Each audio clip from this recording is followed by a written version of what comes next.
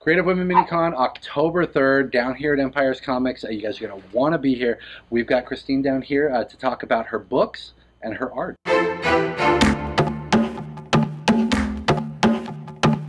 Let's start with your comic book. You actually have a comic book available now. I do, yes. It's called Caravaggio's Darkness, and issue 1 was released last year for this convention. I'm going to have issue 2 and 3. Wow. Okay, so that now, do you already have them in hand, or are we? They are actually off at the printers right now. That's so awesome. I'll have them in a week. And yeah, off at the printer now. We've got like 3 weeks till the con, so this should be perfect timing. So, that's a name that probably won't mean a lot to a lot of people. Absolutely. So tell them a little bit about what the comic book is about.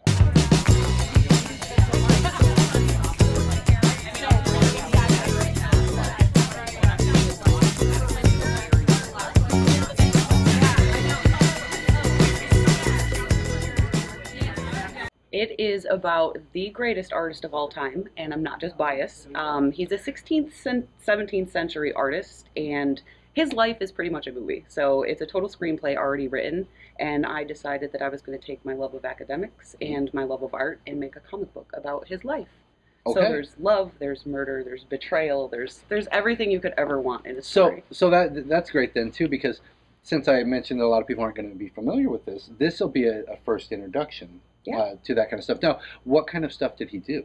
He painted hyperrealism in a time where mannerist, which I know nobody knows what that is, it's very exaggerated poses and not realistic at all. Okay. And he would sit people down and paint from life, and it was totally taboo.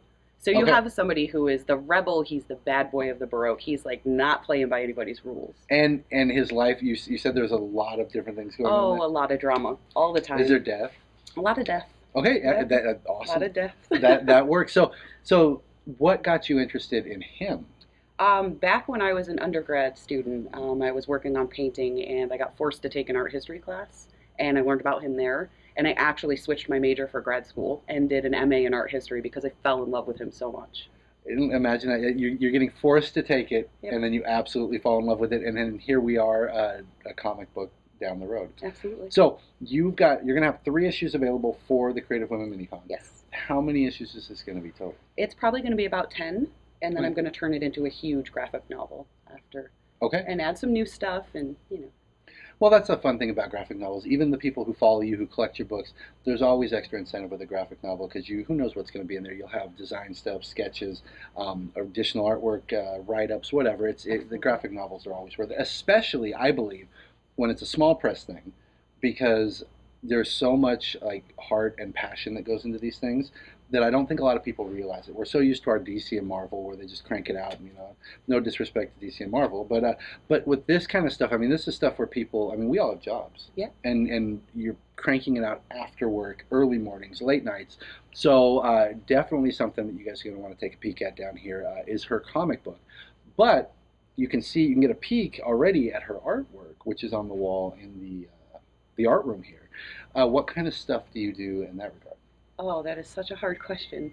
Okay. So I do a little bit of everything. I'm mainly an oil painter, and I do stick to Renaissance Baroque type paintings. Okay. I also do a lot of comic book characters, a lot of cartoons. I do figure studies. I do portraiture. I do pet portraits. And those aren't all painted, are they? There's a lot of pen and ink.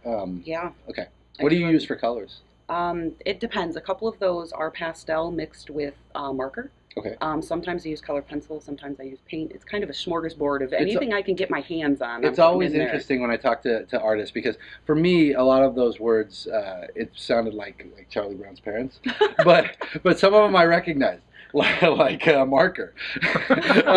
So it's interesting when I see all these different things that you combine, like some basic stuff, that you guys can actually use and then bring things to life. So you guys are going to want to take a peek. Right now, the art room, we've got 2 walls dedicated to the creative women, and you, I think, have probably a full wall to yourself because you have a great variety of stuff. So you got the 3 issues. Are you going to bring anything else down for the con? I am going to be bringing some really exciting news with me that I'm not telling you today. Okay. So see, before we started, I said she had to reveal one deep secret. She said she had no secrets, which I knew was a lie, and here it is. All right. So it'll be revealed on the 3rd of October for everybody. Yes. Okay. So that's exciting. Now, before we go, let's how long have you been doing art? Oh my goodness. So I learned how to oil paint when I was 6, which means 30 years. Okay. Yeah, so now, was this something that you wanted to do, or was it something that you just did in school? You know what? My grandmother was a master oil painter. She actually painted with a palette knife, which I don't do. I use brushes. Okay. But I used to follow her around, and she just started teaching me when I was super young, and I was drawing in high school, and I got a psych degree and used to walk by the figure drawing room every day and almost switched my major. I was like, I can't do this. I need to be an artist. What am I doing? Nice. So, yeah. So you started at 6, and did you do the way that she does it too, and then moved into brushes? Nope. I started with brushes and stuck with brushes. I don't know how she did what she was doing, but it was beautiful. So it's something that was in the family. Yeah. You kind of rolled with it, and now here we are. Paintings. You guys have probably seen her stuff here. I know you have. But come down on October 3rd. Where can they find you online to follow you and take a peek at all the stuff you have?